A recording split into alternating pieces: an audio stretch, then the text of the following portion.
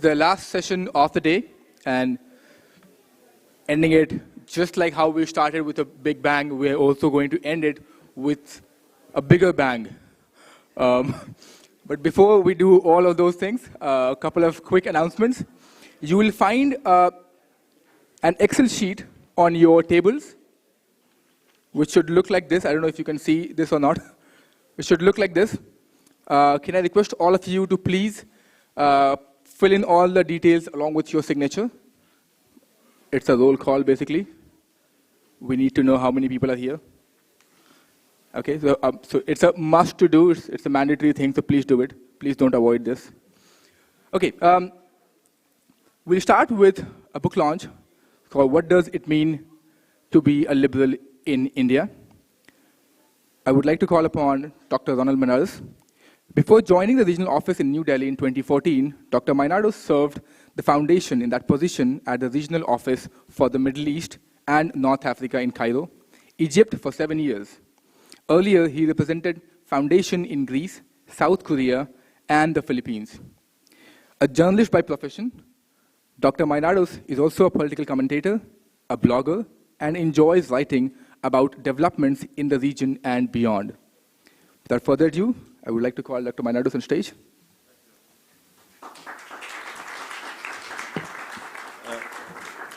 Thank you. That was all correct. Also, thank you for coming here after a long day. I think we all agree that this was is a wonderful and very inspiring first day of a remarkable conference.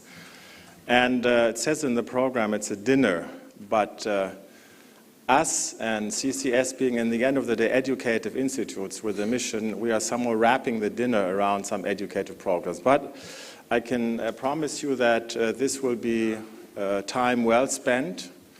And I'm quite optimistic that you will have also the sense that this is a useful exercise.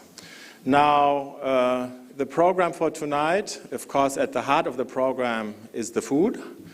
But before we get to the food, and the evening is somewhat bifurcated, as one says here in India, the first part is indeed the launch of this book, which is What Does It Mean to Be a Liberal in India? I'll say a little thing about this book and why it is my favorite project in India for a long, long time. And then after 45 minutes, that would be at 2000 at 8, we will then have dinner.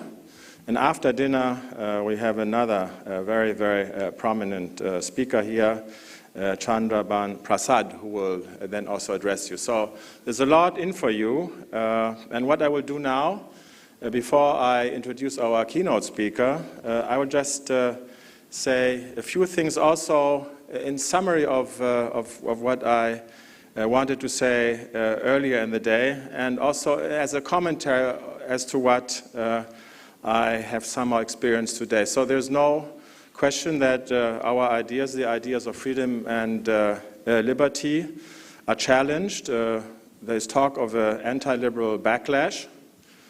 And surprisingly and disappointingly, it's coming, and this is a matter of concern, particularly in the part of the world I come from, Europe. It's coming from that part of the world, the United States, which we have always celebrated as the benchmark and the beacon of liberty. So this is very, very concerning. But there's also good news to every story. Challenges are always chances. And the good news is that in the wake of what is happening now, at least in Europe, we are seeing also a counter-mobilization. Young people and other people are starting to be politicized again. The own Liberal Party I belong to, a small party, is gaining many members. And so therefore this is an interesting and I think an encouraging sign. Now, there was even the argument that in light of what we're seeing in the West, Asia might become the new liberal paradise. I think this is wishful thinking. We have heard also in some panels that in some countries here, and also in India, There's a lot of concerns. We just a little while ago spoke about the whole thing of the digital space and the individual freedoms and the private data of individuals, and the state is very bleak here in this regard. But what I want to state, and I say this with a lot of enthusiasm, the civil society of India, and particularly the liberal civil society, is very strong, is well established, and I think the host of this event, CCS, but many others who are also here, are a very vivid proof of this observation.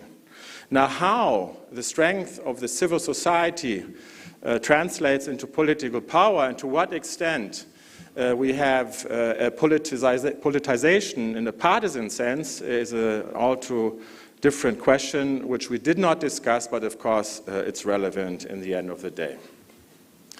My third point refers to the debate or the discussion about labels. Whether we are liberals or whether we are libertarians, for me this is a senseless and esoteric debate.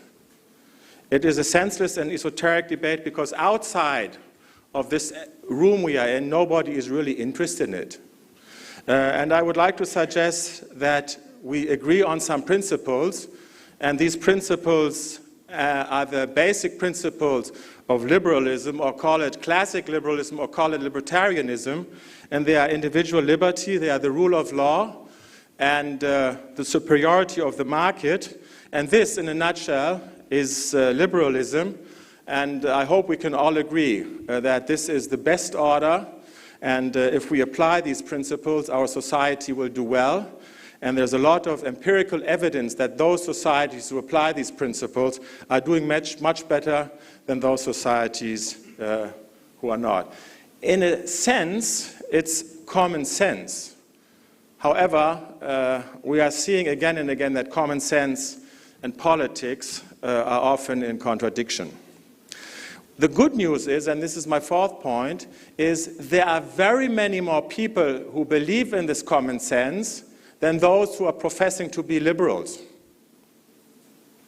And this is particularly the case in India, where, as we know, there is no liberal party which gives herself this name. Now, the challenge of institutes like mine is to identify these people, to move out of our own little ivory tower in which we find ourselves and go out and find them. And I will not be as radical as my brother Baron Mitra is to say all poor people in India are liberals. That is an audacious assumption. But what I do know is that there is a huge untapped potential. And this brings me, ladies and gentlemen, to this project. And it brings me also to our speaker of tonight. She's a young Indian professional, and she passed successfully 2 phases of a rather strict elimination process. The first process was when we announced that there would be an essay writing competition on what does it mean to be a liberal in India, and we received some 400 or 450 entries, and our speaker was one of the 19 winners, and thus her essay is published in this book. This book was presented the first time in New Delhi a couple of months ago in a very fine activity we co-organized with the Students for Liberty and the Center for Civil Society. They were our partners in this exercise.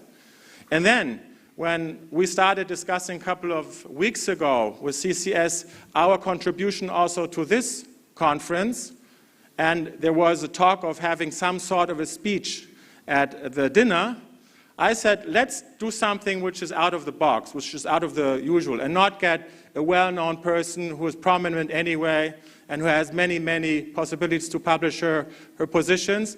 And then we created this idea of asking the writers of the book to send in abstracts of a keynote speech. And I'm very happy that Sreyoshi Guha, who will come here in a little while, that she actually sent in the best speech which we thought would be suitable for this audience. And I would like to thank Nupur, Mrs. Nupur. Can I acknowledge Mrs. Nupur? Please stand up. Yes, yes. And while I'm at it, I would also like to recognize my dear colleague, Mr. Dikov, Ruben Dikov. Can you also stand up, Ruben? Where are you?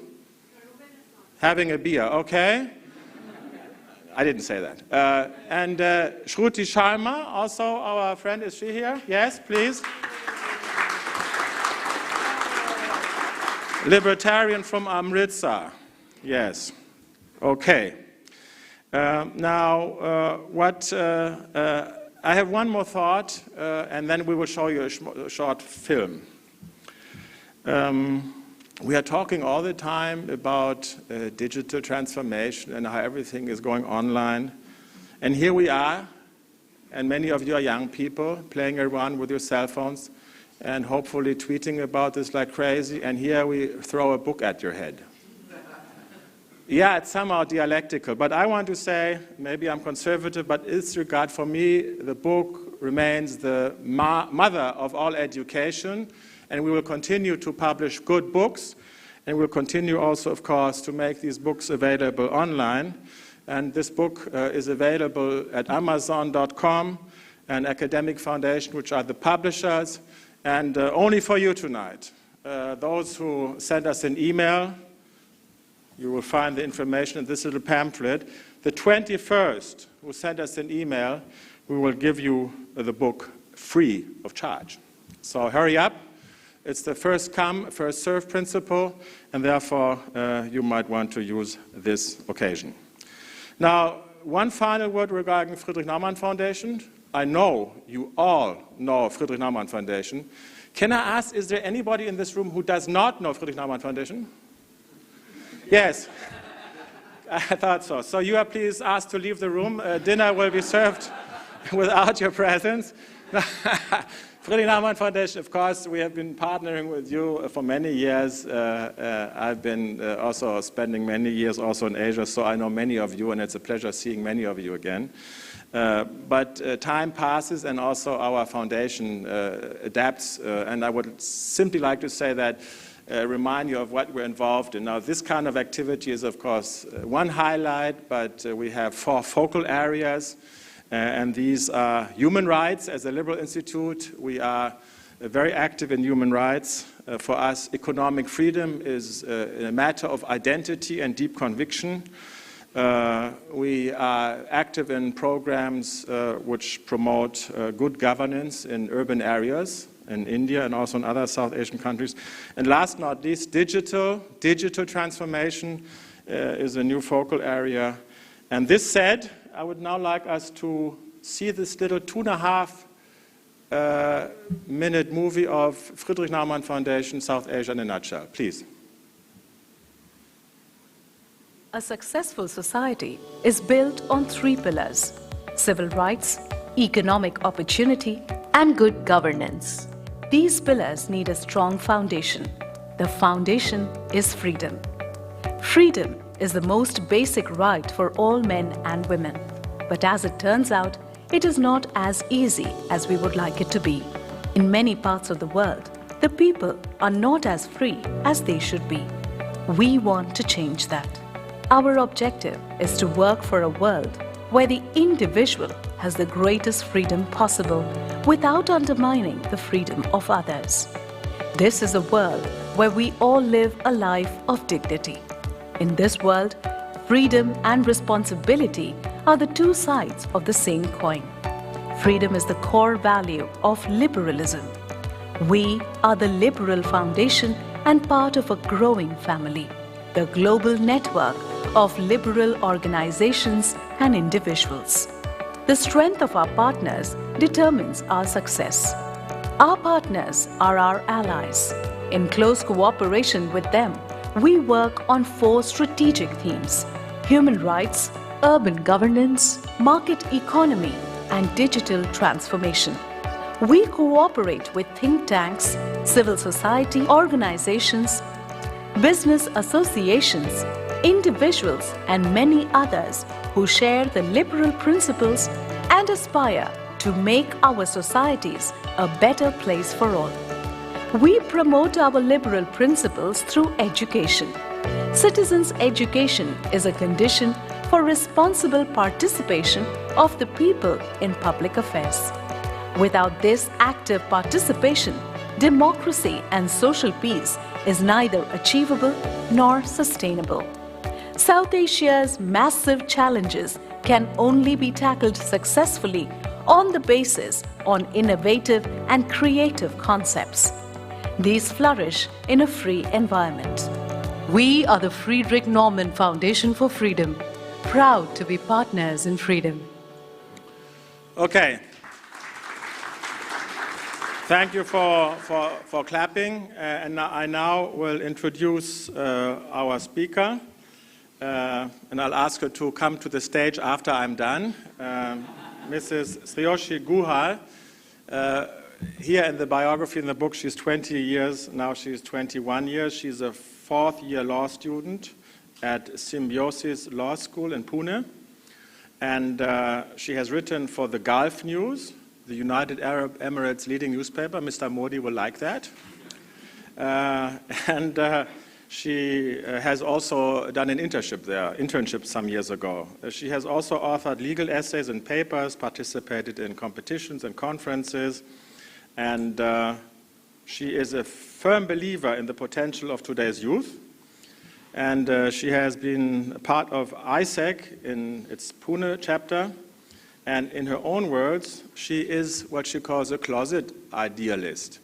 And and she's a blogger also, but what makes me so very, very emotionally touched by dealing with Mrs. Guha is that in the process of interacting with Naumann Foundation, she has become and transformed from a closet idealist to a professing liberal. And this is exactly what we want to achieve. So let's please welcome her, please.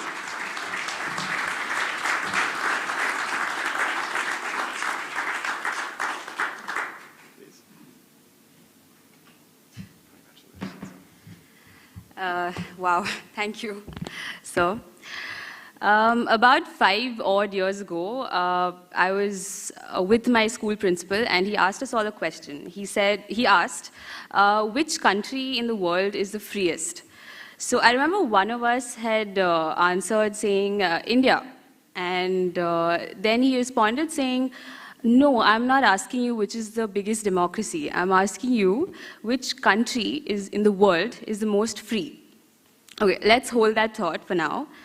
I'm going to take a minute to thank my publishers, Friedrich Naumann Foundation, CCS, Center for Civil Society, and on a very personal note, Dr. Meinardus and Ms. Nupur, who's been coordinating with me since day one, and who's been my point of contact for everything.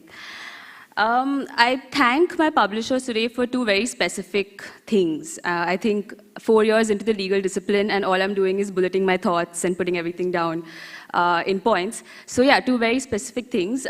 Firstly, for giving all of us, that's me and 18 other people and all the youth, for giving us all from day one a space to be completely ourselves. And number 2, for being the reason that I stand here today. Here at the Asia Liberty Forum 2017, sharing speaking space with so many eminent, inspiring people. I didn't dream that I'd be here today, or any day for that matter. So thank you. It's a huge privilege, and I'm very grateful. So yes, so I stand here today, and I'm surrounded by people who are here to breathe life into the existing liberal agenda. And almost immediately, I'm struck by how the current global political situation, a context that we live in today, is graver than almost any of us could have imagined it to be. And so I look around, and I'm looking at all these people here, all of us here for that matter, and I remember the quote from Spider-Man, which said, with great power comes great responsibility. And then I also think of that one question that my school principal asked me. And I bring forth all of that into the spotlight today. And I'm touched by this piece of wisdom that you can never know which the freest country of the world is unless you realize that freedom, with all its tenets and manifestations, is very subjective. It's completely subjective. It means different things to different people. So that is the question today. What does freedom or freedom of thought or liberalism mean to you, to me, to anyone for that matter, for India or from any part of the world? And unless we answer that, we can't go ahead. So, of course, I can't answer that in entirety, and I don't think anyone else sitting in this room can. But what I do want to do today, in my own small little way, is to start the process of understanding what liberalism or freedom means to everyone. So I propose that we do something a little crazy. Let's think of liberalism or freedom as a person. Okay, let's say she's beautiful, but not conventionally beautiful. She sports a pixie haircut with purple highlights. But you know what her most favorite thing to wear is? It's a blues cotton kurta. And yeah, so let's say she can rap any Jay-Z hit with complete ease. But some nights, she can only fall asleep to, Rahat Fateh Ali Khan's Afreen. I'm sure many of you have heard that song. She likes to speak her mind, but most of the time she's afraid. And she wasn't there during the mass molestation that happened in Bangalore, but the next time she goes out, she's going to think a little longer about what she's going to wear. She's going to leave a party before she gets a little too drunk. And when the government announced demonetization, she wanted to tell her parents that, just because you have a political affiliation of some sort, it does not mean that you don't have the responsibility as a citizen to criticize government policy. When she said that, she was shushed, and this isn't the first time, and it's not going to be the last time. But the point is that despite the fact that she's trying every day to be herself, she loses against I think, her greatest enemy, and that would probably be the rigidity of mindset that we all have. The rigidity of mindset that's nurtured every single day by more profitable commercial agendas. Now, knowingly or unknowingly, it's my belief that Friedrich Naumann Foundation and everybody else, they have shaped the most important political discourse of our time. They have been saying from the time that I answered this question, they've been saying, yes, we know you call yourself a liberal, but are you actually a liberal in the true sense of the word? Or are you actually just a phantom of it, shrouded in the hypocrisy of a country that's just too scared of its people's political conscience? And do you ever let the girl in the pixie cut win? The girl that lives a little bit in all of us. I promised myself I wouldn't give away anything specific about our book today, but I will say something. I mean, that would just snatch away the book's unique beauty, and I think everybody should partake in that because it's a beautiful book, regardless of me saying that for myself. But I will say that it tries to answer that question in that terribly confusing question that my school principal had asked me so many years ago, and it tries to give expression to the girl in the pixie haircut. And like I said, I'm sure she lives a little bit in all of us, and the book gives expression to her. To be honest, there hasn't been a single day that I've opened the book and flipped through its pages and not felt a train of goosebumps along my skin. And most of the time, I'm just wondering how I made it there amongst all these amazing, inspiring people. And yeah, they are actually, and most of them are still very good friends of mine who were quite upset that I actually made it here instead of them. But anyway, I think, but other times when I do look at the book, I'm sitting there at the end of the day, and I'm just thinking that all of us who have been, who've written for the book are just ordinary young people, and we're just doing ordinary young people things, like we're going to college or writing blogs or just trying to figure life out and what it means. And I read their stories over and over again, and again, I have a train of goosebumps along my skin, and I'm thinking, if what you believe in makes you who you are, then young India is hopeful, it's inspired, and it's gloriously powerful. And finally, this book gives expression to me as a person. And Dr. Meinardus has said a lot of things that, yes, I think I communicated to him that I've grown up. I've grown a lot since the time I wrote this essay, and I answered his question, what it means to be a liberal. At that point, when I wrote it, I called myself a closet idealist. And almost everywhere I go, people ask me, what do you mean by closet idealist? Just last month, I was at an internship, and my associate was reading my CV, and he asked me, why do you call yourself a closet idealist? Most of the time, I don't think they understand what exactly I'm trying to say, but I usually say that I called myself a closet idealist because I, like many others in this country, we live in contradiction. We're trying to hide away what we really are or what we really believe in because we don't feel like that's going to take us anywhere far. But yes, I am older now and much wiser, I hope. And I draw most of my inspiration from books and music. And there's this one particular song that I would like to quote here. It's one of my most favorite ones. It's called Wish List. It's by Pearl Jam. Eddie Vedder sang it. And there's this one line from that which says, I wish I was a messenger and all the news was good. And that really touches my heart. And I do feel that's one thing that I do wish for in a broader sense. And while I do think about that, I also realize that life is, at least right now, I feel that life is just a pursuit for our greatest, our truest expression. And in that search, I find myself free of any fear that could put my ideas or my thoughts or my opinions in a closet. And it's like I've come out of that. And so as of today, as I stand here right now speaking to everyone, I am not a closet idealist. I'm, in fact, a hopeful idealist, and I'm one who believes that conversation is the starting point of any revolution, be it intellectual or anything. And so I want to reiterate that I did not speak specifically of our book for a reason.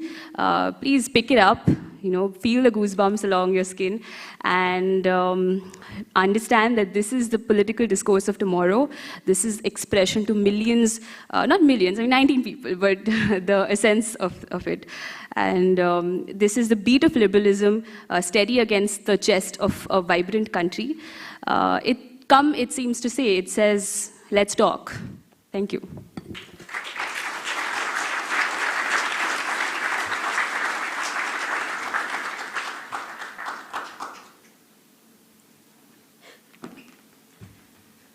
So let's talk.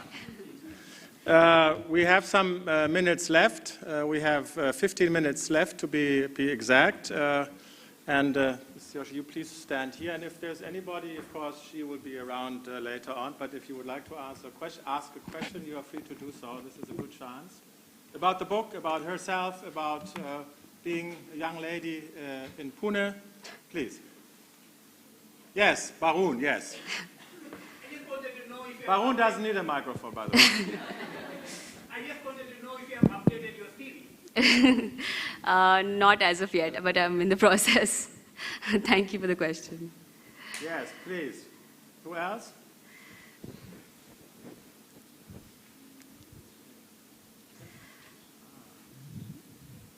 So I have to think of a question. Yes, please. Yes, sir. So when you interact with your friends and you talk about liberty, isn't it kind of a boring subject to talk about? Not at all. I'm lucky that I'm surrounded by people who are very passionate about this. One of my friends is right here. She's a volunteer for Students for Liberty.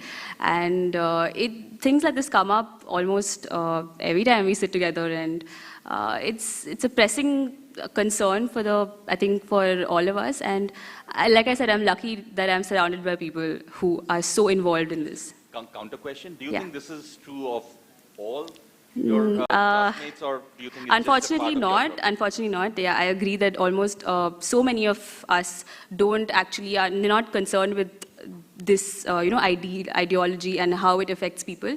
I think they should be, definitely. And if not, they should realize how big this is. And I think the exercise that we undertook by trying to answer a question like this is a good way of bringing everyone into the conversation, that's all. Mr. Bhan, please.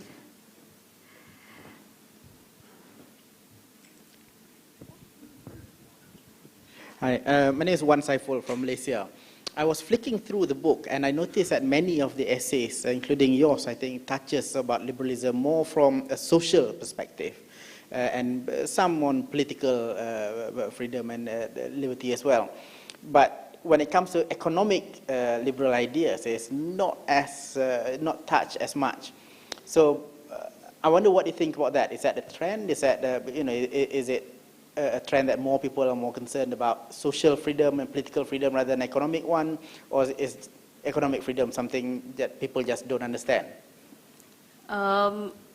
No, perhaps I wasn't able to answer that question properly because I'm lucky enough not to see it closely or be acquainted with it to that extent, and therefore I'd be able to answer the aspect of social liberty much more than the economic aspect, but I am aware of it for sure.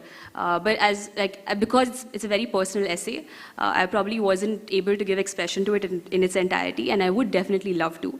But that's probably the reason, because like I've said, I've been lucky enough not to be acquainted with it, not to feel the effects of economic illiberalism or lack of economic liberty. So that's probably the reason that you didn't find it in my essay.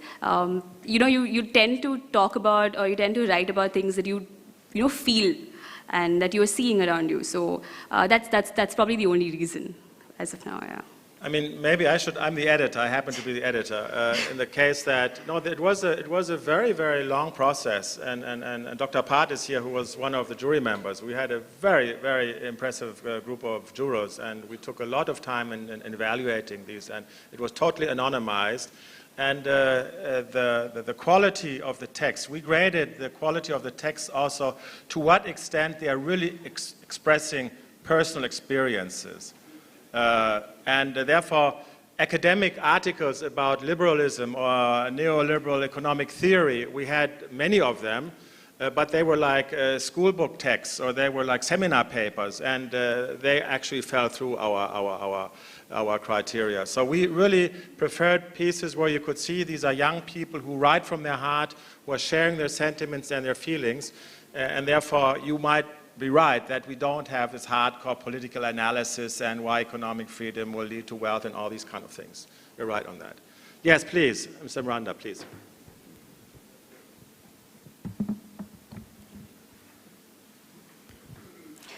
Thank you. How did you learn about liberalism? Was it something you learned as part of your academic work in college, or was it through your friends' networks? So liberalism, as a part of freedom, you're taught about it in school. I was a student of political science from ages ago. So I've studied it, but I also consider myself someone I was always very interested in political science and the ideologies and the ideas. So to be passionate about it is something beyond the academic texts, of course, but my first understanding of the aspects and the manifestations of the idea of freedom and liberalism, that came from my academic texts, and also very good teachers, who taught us to read and think and question. That would be my first experience with liberalism as an ideology. But other than that, I think the fact that I like to read and look at things in a different way, that's probably why I wrote this essay. So, but maybe, may I expand on this? Because we always hear that universities are strongholds of socialist thinking, and that it's almost as bad as brainwashing. In your academic experience, do you have exposure to liberalism? Do you have teachers and mentors who would say, hey, this is something you should look at, or is this not the case? No, that's definitely the case. That is the case? Yeah, no, as in they do make us think beyond what's there in the text, and they make us question things, which is, I would definitely say that's been part of my experience. Positively? Positively, yes. Okay, well that's also good to know that it's not that bad as sometimes. Maybe some schools are worse than others. I mean, maybe Pune, your school is better than others. I can think of some where my suggestion would hold true still today. Good, please, sir. Well, that addressed my point. I was going to ask if you were free to express your liberal views in school, and if so, how your professors treated it. Were there some who that gave you trouble because of them? Definitely, there's always someone who will not agree with what what you're trying to say or what you think, and that's definitely always going to be a challenge for you. But I think in a majority, we do have people who like to express themselves, and they don't consider anything a challenge. And I think any law school, for that matter, is full. Again, I'm lucky that I took up this discipline and I could, sort of think beyond the box and everything. But we don't like anything that stops us from doing what we want to do or think in the way that we want to do. So there are people, there always will be people, there would be some professors who don't agree with your line of thinking and, stop you from saying something. But I think we get around it, and we are always going to get around it. And thanks to the other majority who do support us in what we do and in the way we think. So there's two sides to every coin, and I am lucky enough to have been acquainted with the people who have the majority of the people who positively affect us in our liberal thinking. So I can hardly see because the lights are, yes, please. Okay, yes, please go ahead. Hi, so I would love to hear what advice you would have. There are a lot of organizations in this room whose job is to take this message out to as many young people as possible. So if you had, what would you advise them? What's the best way to reach out to more young people, to engage them in these ideas and do it at scale, and so what would you advise? Thank you. So, so for me personally, I love writing. So when this opportunity came about, where I had to answer this very basic question, it asked me, what does it mean to be a liberal in India? And I didn't have to do anything. I just had to answer it in my own way, because the proposition that came to me was, what do you think, or what according to you means a liberal in India? So I just went crazy. I was being myself. Like I said, the one thing that I thank this foundation for is we've been ourselves from the first day, and almost all my co-authors will agree with this. So I guess if you're trying to reach a target audience, you figure out what they like to do. Are there people who like to engage in essay competitions or debates or discussions, or even games for that matter. So you organize events, you organize conferences, seminars, something interesting where you put in the idea that there is a bigger ideology like liberalism or freedom, and a bigger an effect of that. So to drill that idea in, I think you need to make it interesting and something that they relate with through music or dramas or games or quizzes or anything that they like to do, and then you sort of bring that in. So that would probably be what I would do in case, yeah. Okay, I see no other. There is, yes. Now I just see somebody standing up, but yes, sir. You are invited to. What does it mean to not be a liberal in India? That's a very good question. I think to not be a liberal would be anybody who tries to stop someone else from being themselves. That's all I would say. If right now, if I want to come here dressed in a kurta, then and anyone who objects to that would not be a liberal. So that's how I would answer that.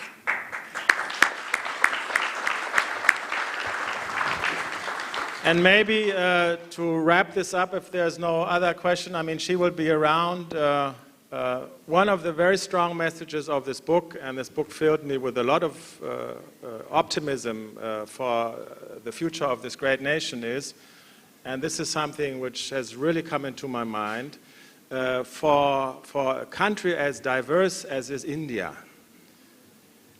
there has to be liberalism if you want to live in peace. And there are very many people who know this, who communicate this, and there are others who might not know this, but they practice it. And this is something great, and this is something for all Indians to be proud of. And this brings to an end our little book presentation. Now I'm supposed to say the buffet is open, so one by one you can go out. You can all storm out, but please. Is that your announcement? Are you laying rules as to what we I was said that... Okay, let me try again.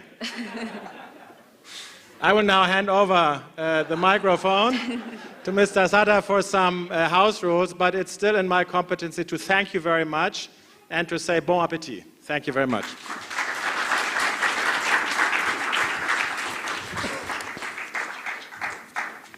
Thank you, Sreyoshi and Dr. Meinardus. I actually, when I was looking at her, listening to her talk, I remember the first time I attended ALF. And have you seen a small kid walking in a candy store and seeing all these candies? That was me. We're like, oh my God, so much liberals. I'm like, and the people I grew up with, like looking at Ken Scollins' books and reading them, Tom Palmer, Julian Morris, Chris, everybody around, and suddenly like seeing them alive was like a biggest achievement for my life, I believe. So thank you, and I believe there is a hope. I always look at the positive side. There is a hope that India will become liberal, well, more liberal actually. With that, we will break for our dinner. Can I request all of you to be back at 8:45? We have the last session by, it's called Economic Freedom for Human Rights by Dr. Chandra Bhan Prasad. And also do not forget to take selfies. It's the perfect time. You don't have to worry about eating, take selfies. If you cannot take selfies, there's a new word called helpy. Somebody ask somebody else to take your picture. It's called helpy. Okay, so take help and take pictures. All right. With that, bon appetit. Thank you.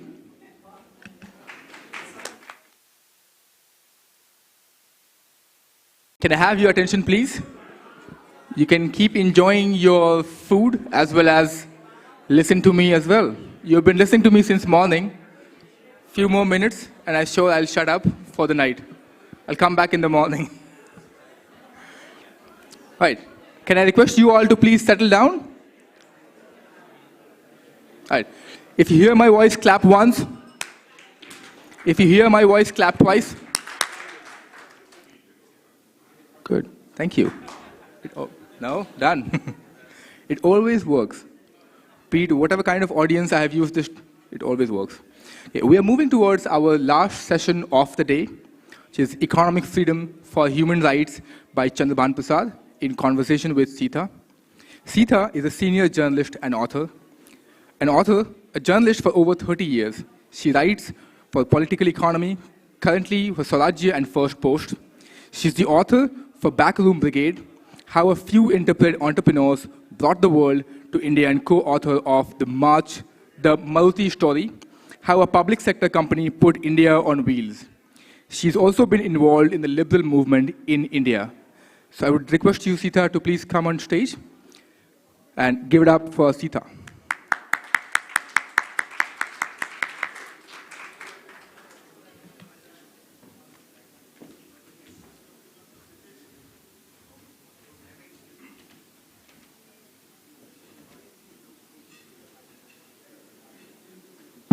Hello. Good evening, everybody. It's going to be difficult to get your attention the very last day, but I'm going to try. Our speaker for this special session is Chandra Bhan Prasad.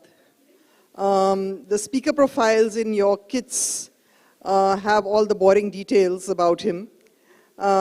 He is, this thing is that he is widely regarded as the most important Dalit thinker and commentator in India today.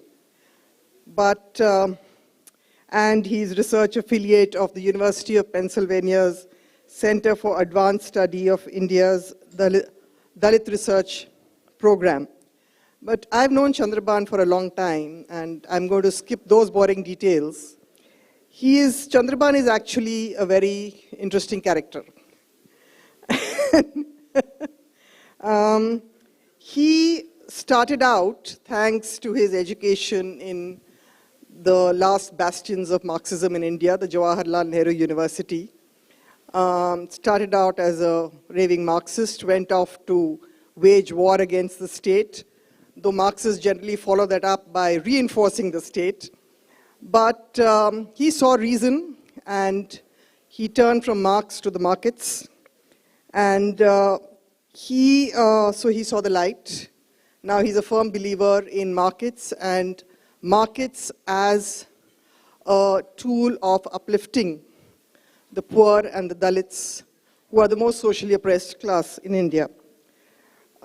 He is one of the foremost champions of the idea of Dalit capitalism, and has been, he's been one of the co-authors of a book called Dare to Dream? No. Yeah, Defying the Odds, which is about people from the absolutely bottommost rungs of society who have become now millionaires and billionaires thanks to embracing capitalism. Chandra Bhan keeps doing things that make people, sit up and think, hey, what the hell, what's he going to do now? And some years back, he decided to set up a temple to the goddess of English, because he firmly believes that English and capitalism are two ways by which Dalits can, break out of the trap, the economic and social trap they're caught in. Every year he celebrates the birthday of Lord Macaulay, who invites very polarized reactions in India.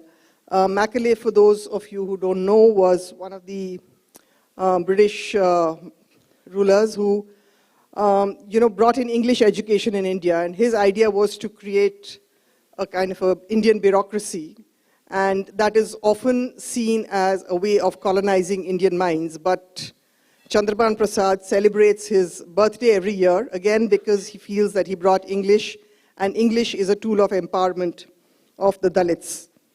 So Chandra Bhan is someone who really brings a fresh air to the whole discourse around Dalits in India.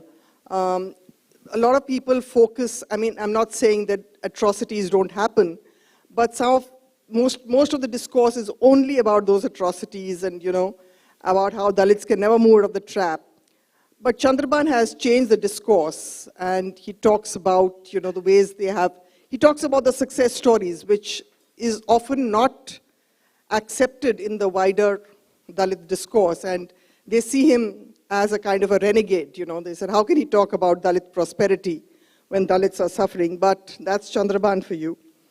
And his latest venture is something called dalitfoods.com, where he is attempting to, in India there are a lot of social taboos regarding food and handlers and all that. And this is a very audacious kind of a branding of food, saying dalitfoods.com, where it is really organically produced and totally adulteration-free spices, condiments, pickles, and I believe, and he's going to talk about what more he's going to do. So Chandra Bhan, without further ado, could you please come and share your thoughts about how capitalism can empower Dalits?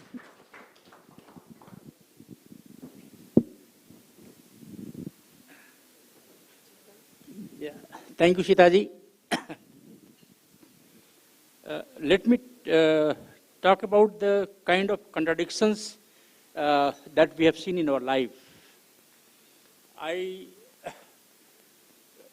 cleared my high school in 1975, and for my intermediate course, I took up a subject called civics.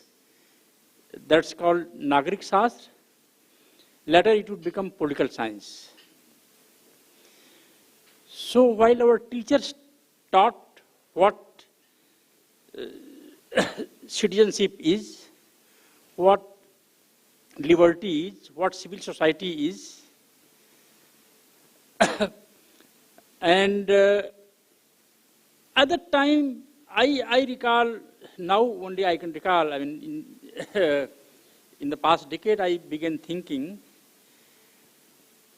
At that time I thought either teachers are, my teacher is lying, or I am not able to grasp that he's saying something very serious and I'm not able to grasp, because a civil society, to the best of my knowledge, is when state fails in a given situation, society can stand up on its own for some time.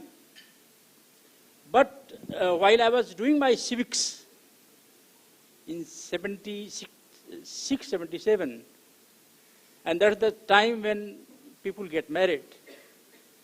All the weddings I attended, weddings of the upper caste friends, who were very dear friends, always I was seated separately.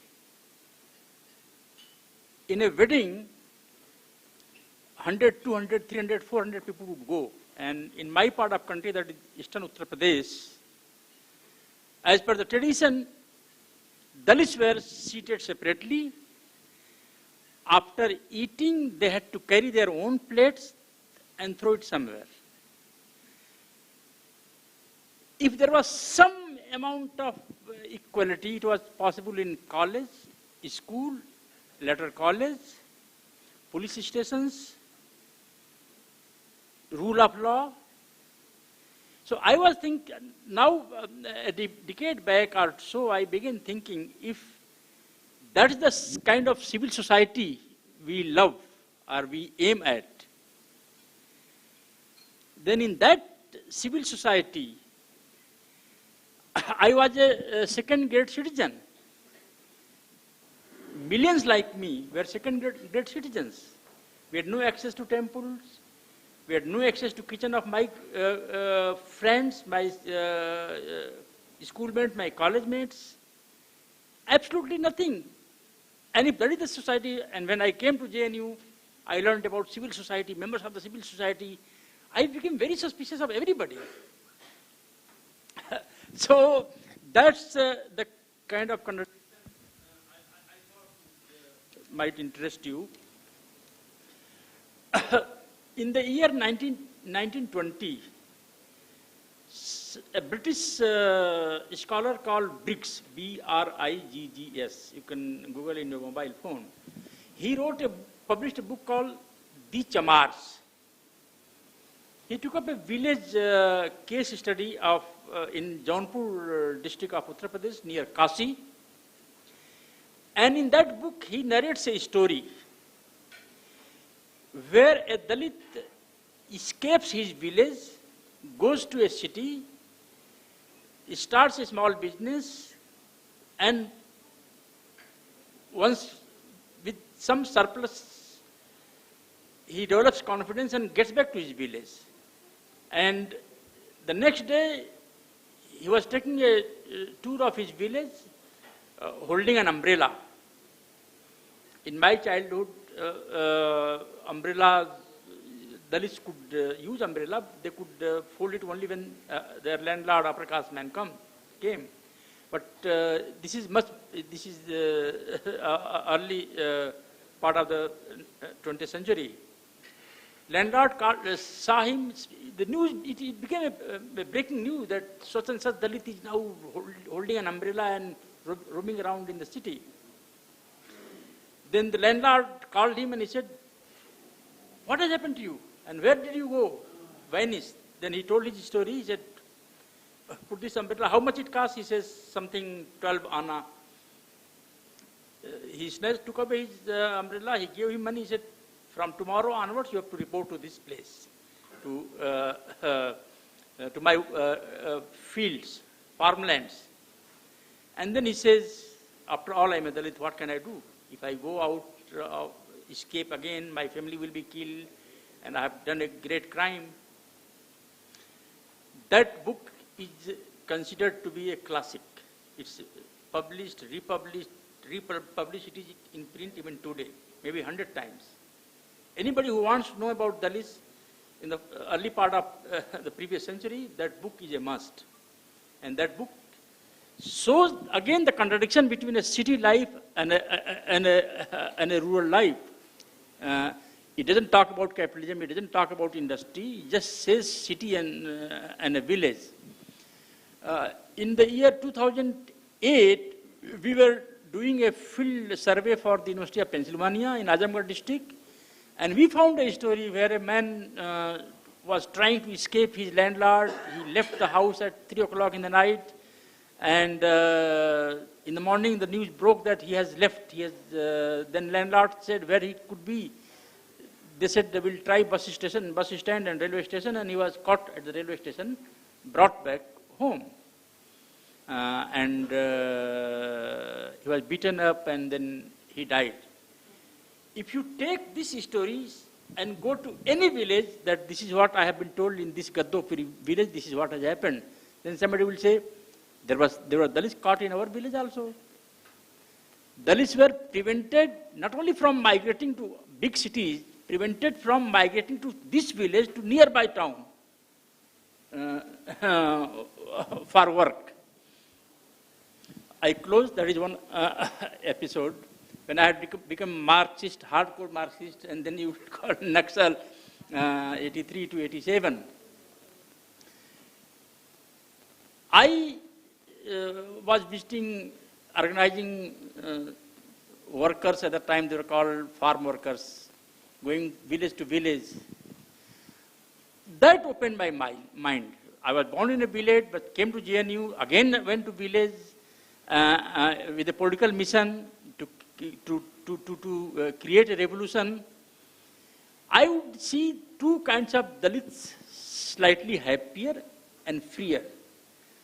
One kind of Dalits, those who got education, got government jobs, they were free, relatively.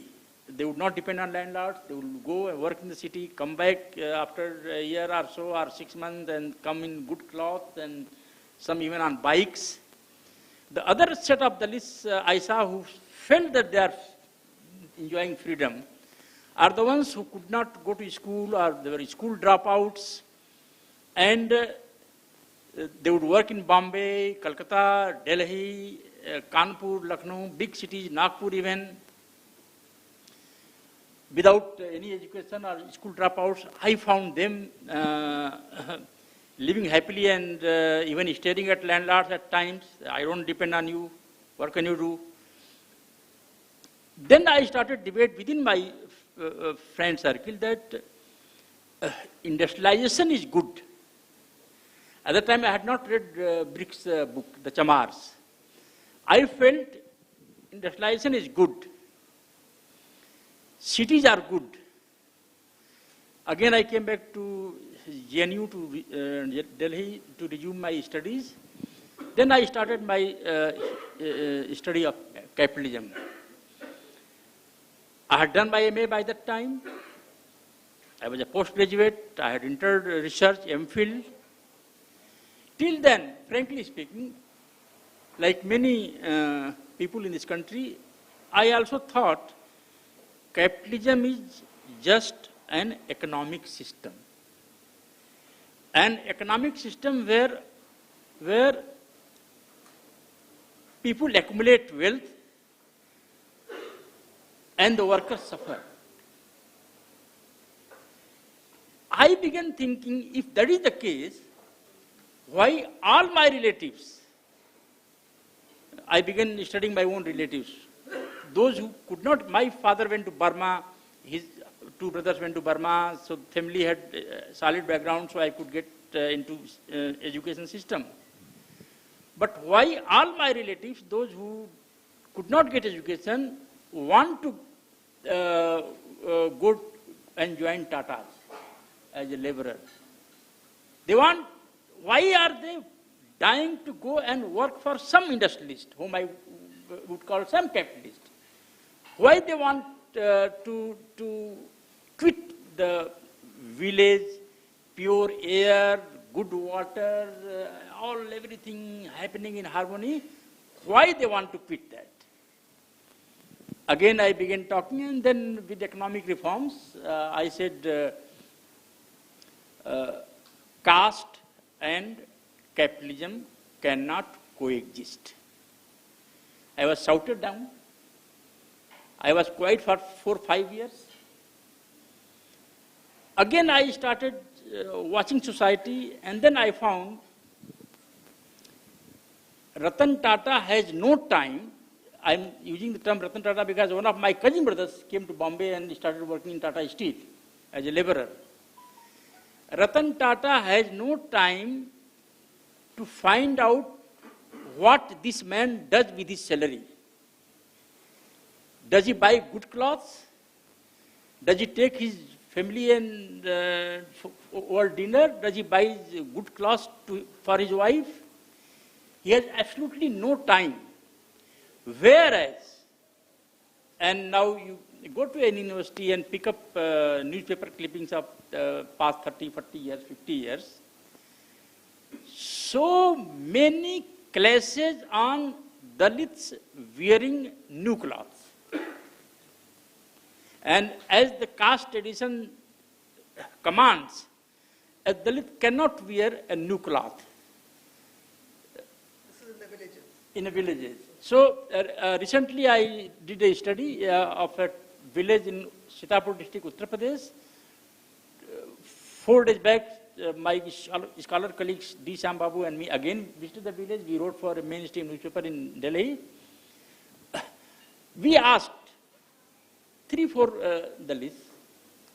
One Dalit said he joined ITI, Indian Training Technical Institute, Industrial Training Institute. All students like him were given a pant and shirt, new pant and shirt. It took 2 to 3 weeks for him to develop courage to wear new clothes.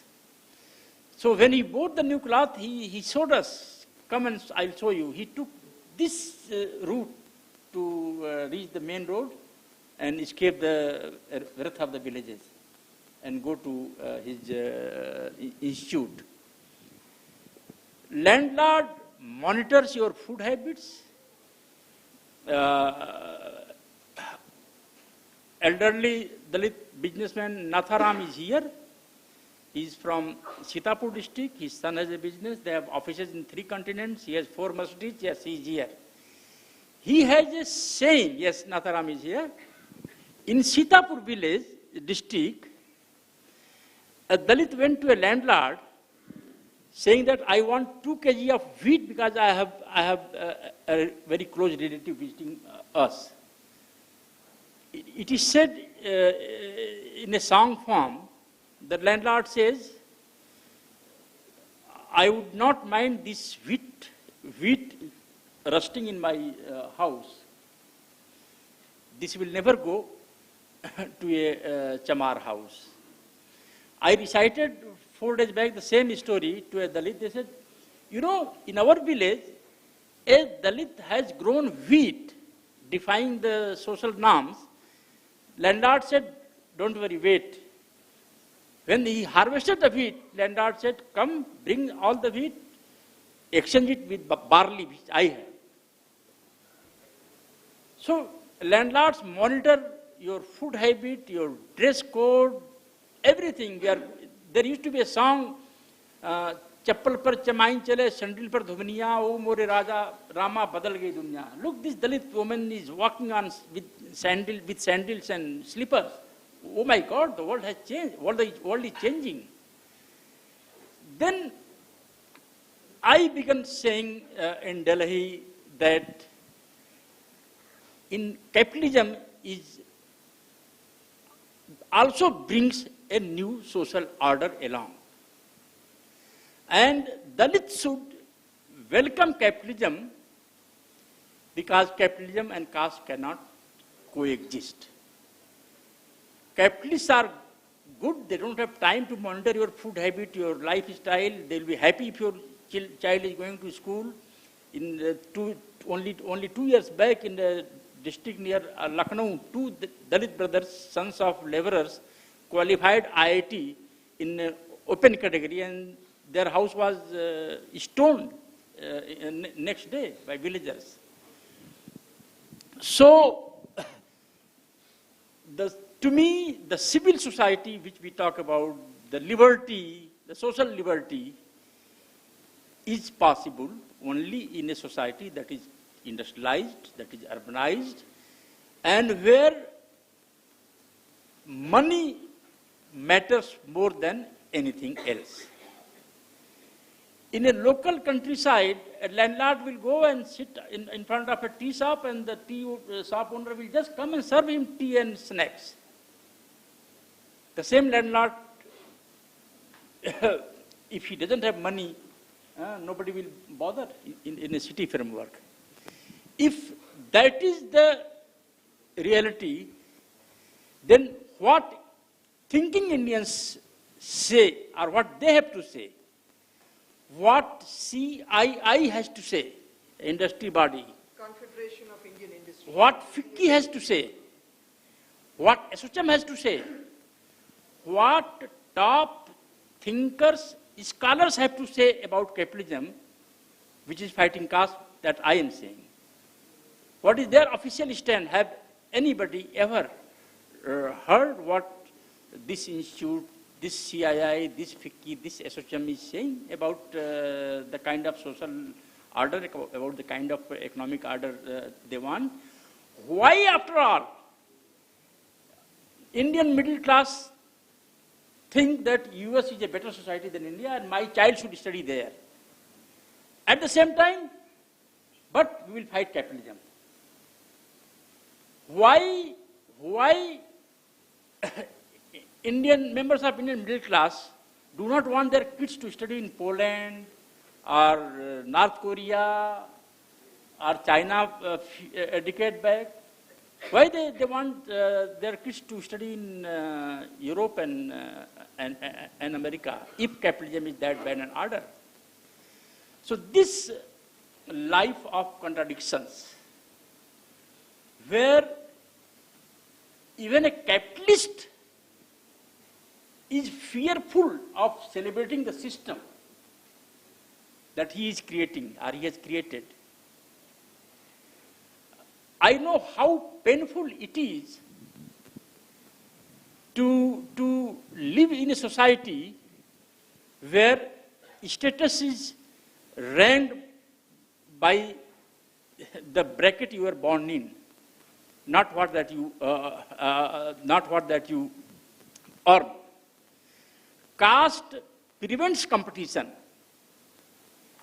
Capitalism promotes competition. And those who are victims of the past, even today, there are instances, if you Google, Dalit cook made a food in a school and the entire school boycotts. That is possible only in a feudalistic social order. Europe too has feudalism. And no law abolished feudalism. It was a shortage, labor shortage, maybe plague. It was industrialization. If one industrialist opens a factory shed and implies, say, 500 workers, that means he has disempowered a dozen landlords because he has given freedom to his workers and who wanted to desert him and were looking for opportunities. But the Google or go to any library, talk to any professor and see what the thinking India has to say. Today there are 4 Dalits in this gathering, I believe. Amongst these 4 there are 5 Mercedes cars. Because they could enter businesses, they could compete, they could create wealth. Now they can drive Mercedes and BMWs. In a feudal setup, riding a bike itself is considered a defiance, a big defiance. So one of the greatest ideological cultural problem India is facing, that Indian capitalists have no social friends. They have no social friends. There is hardly any intellectual to back that I admire this capitalist because he has disempowered hundreds of feudal landlords by giving the underclass a better livelihood and freedom. So this is a society full of contradictions.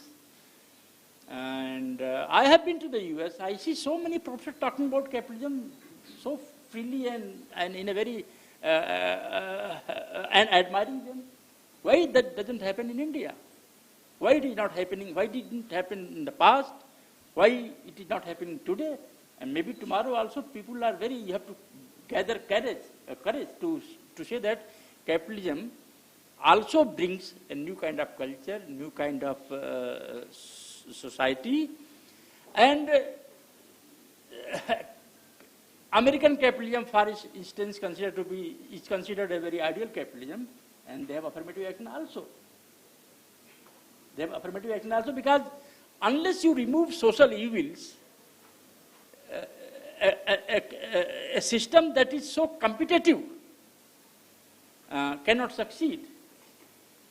So we, on our part, when I began this Dalit capitalism slogan, that's not my original. I have borrowed it from Richard Nixon, who came up with the slogan of black capitalism, that blacks celebrate in the US. So if you are celebrating black capitalism, you must celebrate capitalism, because then only you have your black capitalism. So Dalit capitalism is possible only in a capitalistic social order. So we are doing our part, but I meet many elderly, great thinkers, scholars, and then say, sir, why can't you write an article in appreciation of capitalism?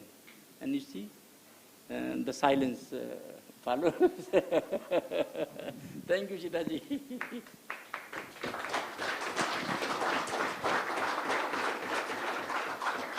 That was Chandra Bhan, evocative and assertive as always. I'm going to throw the floor open for a few questions. We have some time, I believe, but I'm going to use this privilege of asking him a question myself. Chandra Bhan, from 1947 itself, there's always been this emphasis in government policy, and even among the framers of the Constitution, when they put in those reservations, clause on reservations, there have been so many government programs for the welfare of Dalits. There is even in the budgets of ministries, there's a separate scheduled caste sub-plan. So there's, a certain percentage of all budgets of ministries are supposed to be earmarked for the scheduled caste, which is another term for the Dalits. There have been reservations which were supposed to be initially only for 10 years, but have continued over the years. Like I said, all kinds of government. There's a scheduled caste financial development corporation to, help them set up businesses. Why have all those not worked? And why do we still talk about reservations in the private sector? It did not work, as I can see.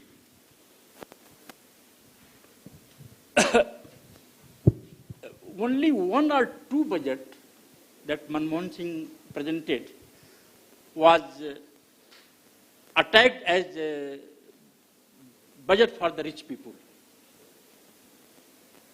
Earlier there were so many schemes, even now for the welfare of the rich. These schemes will always reach out to individuals. These schemes will not transform society. Forget India. Come to Europe and see Europe, what Europe was before capitalism. And Ambedkar, in his great essay, I think every industrialist should study that essay. There was a great debate in the second half of the previous century, how to end poverty from India. The British scientists had come, officers, economists had come, how to raise the productivity of farm productivity in India. Ambedkar wrote a paper called Small Holdings and Their Problems. He says, industrialization of farming is the only way to remove poverty, raise farm productivity. Someone can say, well, Ambedkar was in America at that time. He was 22-year-old. He said those words in 1918. He didn't have much exposure of India or the world. Someone can say, in 1952, the first parliamentary election after independence that India was undergoing, he released a manifesto that is part of the 7th volume of Ambedkar, first volume. It has 3 volumes. He says, if my scheduled caste federation comes to power, it will mechanize farming completely. It will mechanize farming completely. That he was saying in 1952 when half of the world had turned red. And cooperative farming and this farming, land to the tiller, were the main slogans. He said he will not only mechanize farming, he will also introduce higher seed varieties. And at that time he says he will use richer fertilizer. He meant chemical fertilizer that was not in India by that time. He had seen that in the US. Thus he was saying in 1952, and he has a theory. Wherever private sector is necessary and government sector unnecessary, I will support private sector. And he says, the only way, if you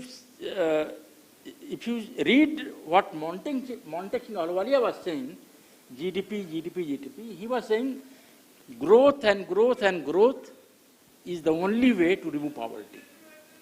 So I say that government schemes can reach only individuals. These schemes will not transform society. And I want affirmative action because there are people to prevent Dalits from entering this temple, then there are people to prevent from Dalits making money also. So it is, I keep saying, it is good that the capitalist people and Dalits make a joint front, a united front for the good of this civilization. Anybody has any questions? Yes, Prashant. And you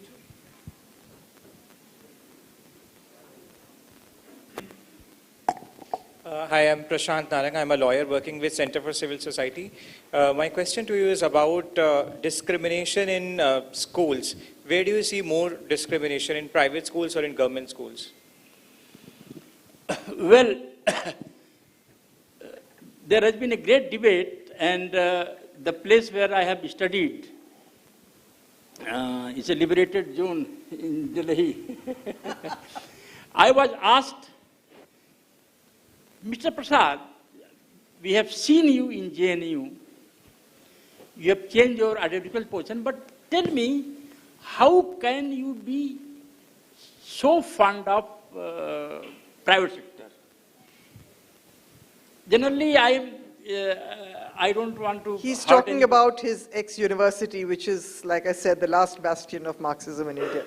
So I generally don't hurt anybody. I want people to be happy and all that. But I was asked from the entire hall, I must explain my stand. Why do I support privatization and private institutions? I said, well, I'm going to be very... I'm going to be very naughty in this case. I said, tell me from this entire hall, there are professors also sitting here, how many of you preferred government hospitals for the birth of your babies over private? Nobody, everybody is silent. I asked, not long back, a decade and a half back, I asked, how many of you preferred government schools or private schools? And then I asked, given the option that you have to buy your own air ticket to attend some family function, will you buy Air India, Indian Airlines, or will you buy Indigo or Go Air? Everybody is silent. I said, if private sector is more productive for your kids, why should not the same private sector be more productive to my kids? More safe? You know, in government school, you can discriminate and still you can go scot-free. In private sector, there is more fear. I mean, the state is such that it frightens private sector even more. So a private sector man is is a frightened man. Something will happen. Could it also be that the private sector educational entrepreneurs knows that if there is discrimination, the Dalit child will stop coming there and he will lose those fees. So he will ensure there's no discrimination? Most certainly, and you have a wonderful institute, launch a study of 10 villages of eastern Uttar Pradesh and see where are the majority of Dalit kids going, in private school or in government school. Have a data, ask some independent body to study it. And my sense is that majority of Dalit students are going to private sector where everything has to be paid. You have to pay for everything. Whereas government school, no fee, mandatory scholarship, free uniform, free books, free stationery. That doesn't mean that I'm saying government school should be abolished. What I'm saying, those who have been able to make money, they think, in their judgments, private schools are better. Yes, Tom Palmer, can someone give the mic?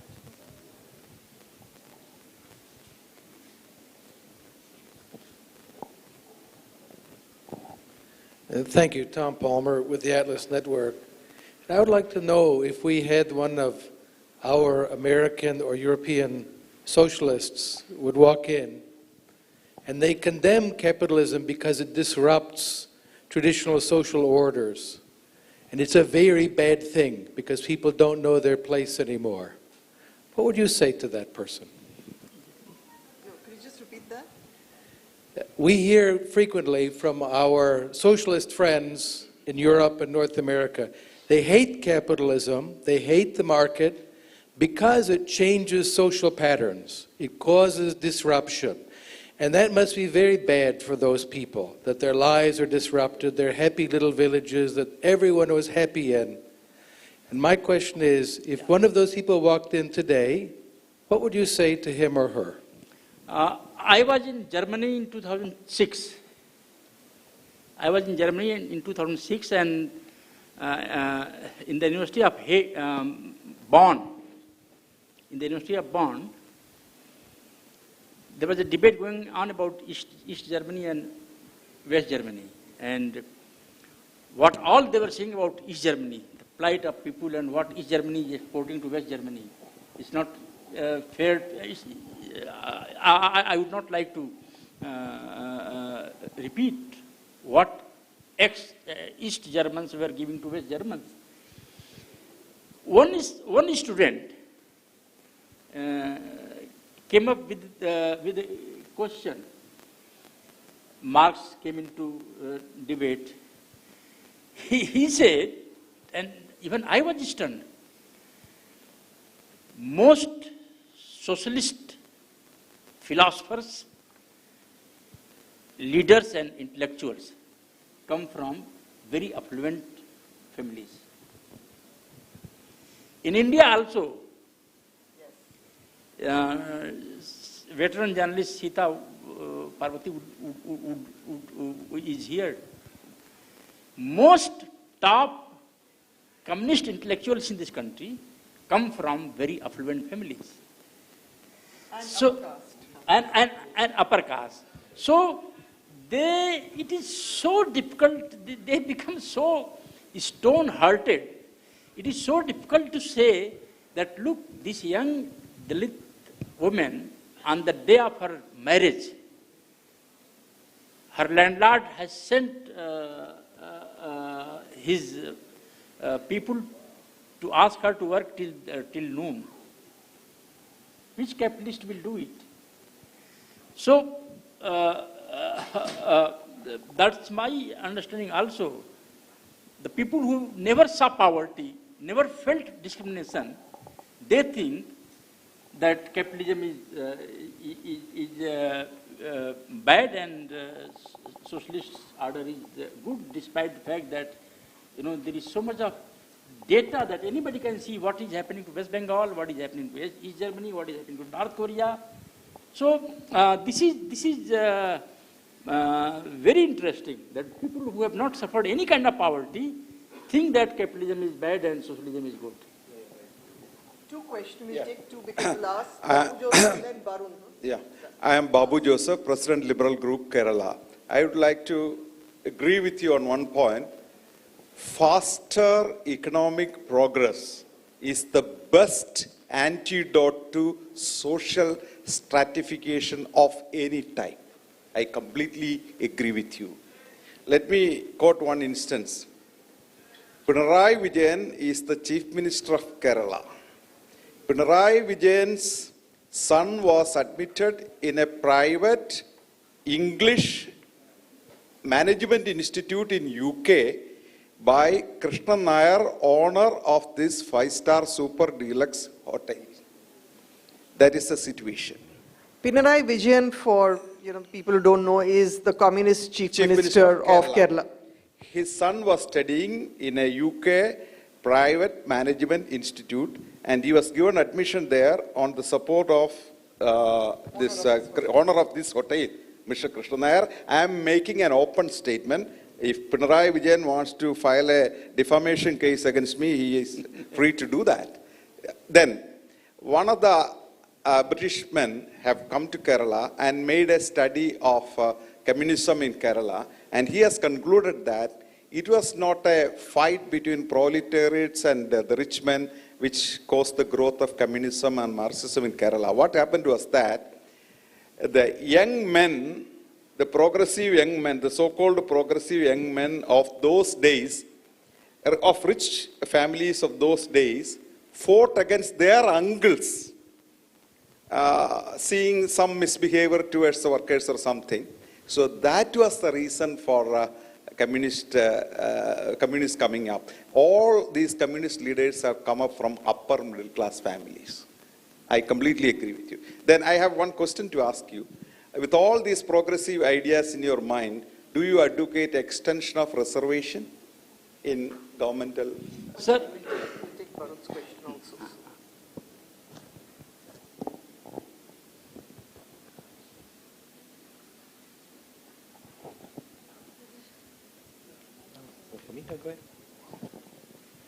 Okay, I've been over Barun. So the question that I had was, in so many examples that you have given, there must also have been many examples that you saw where people were able to break away many of these different biases that they came across. And what were some of the factors that you found helped people get out of that, apart from, of course, English language? Give it to Barun. Quick, Barun. Yeah, Chandra Bhan Prasad is one of my living heroes. Yeah, Chandra Bhan Prasad is a real life hero. And the stories that he narrated, you can Google and see that's reality today as we sit here in this room in many parts of India, reported in mainstream English language media all the time, the discrimination. And I didn't actually have a question as such, but I wanted to refer to the book that he mentioned, The Chamars, by Geo Briggs. That's actually available for free on Internet Archive. That's a book published by Oxford University in 1920. Anyone who's interested can read that, and anyone who knows India would find that while India has changed a lot, many things still haven't changed. And the person who could make it happen is Chandra Bhan Prasad. I'll just give one living example. There is something called living history. Mr. Sunil Jode, can you please stand up? He's Mr. Sunil Jode. He has several businesses. He has a Mercedes, he has a RD, and he lives in one of the richest locality of Bombay. Now he represents a business chamber also. He said he could buy status in Bombay. He could not buy a superior caste status in a feudal society. Here is Sunil Khobragade. Once he was an untouchable, grain touched by his hands or food made by him would become impure. Now he is a grain merchant. It is possible in a market economy It is not possible outside market, because in market economy you can buy rank. In feudal economy, in feudal society, rank cannot be exchanged. He cannot say, I pay 1 billion rupees and I want to be a Brahmin from tomorrow. But he can buy a house in any society. Natharam lives in Oberoi Woods, where actors and their children live. He has six apartments. He can buy status in Bombay, not in his village. About, let me give one example. 20 years back, an upper caste officer retired in Lucknow. So he had an office party, people had some snacks and farewell party. His friends organized a private dinner party and drink for him. So he was talking about his 35 years of service in his life and all that.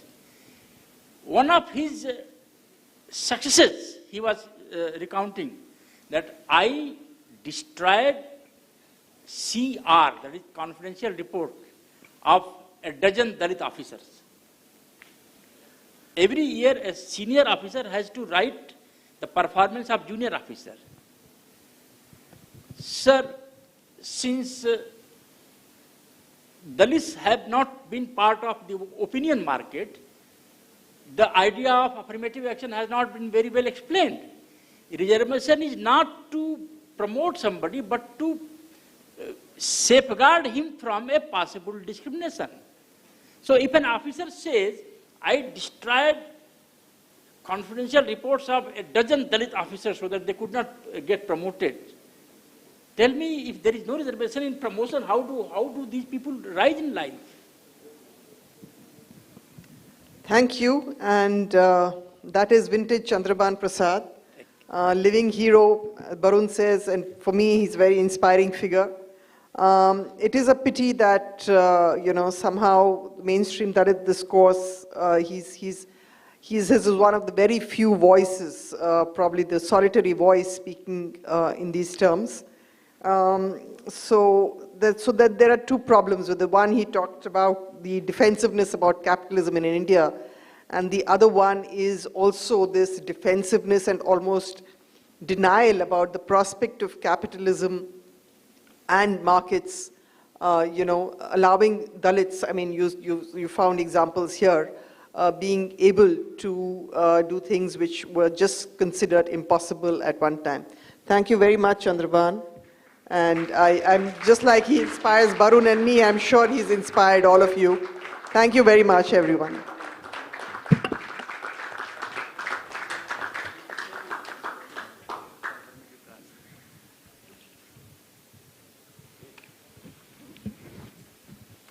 Did an inspiring talk, and I have heard and seen Mr. Prasad so many times on TV, read his book, and it's always inspiring to hear him talk. With that, it's a wrap for the day. Quick announcement before I say goodnight. People who are interested in yoga, can go to, in the morning, there are 2 sessions between 7 to 8, and there's 8 to 9, next to the swimming pool. There's a proper instructor who will be around as well. So if you're interested, the only thing you need to do is get up quite early in the morning and attend the yoga session. And yeah, that's it. With that, good night, Shabba Khair, and sleep well. I will see you all tomorrow.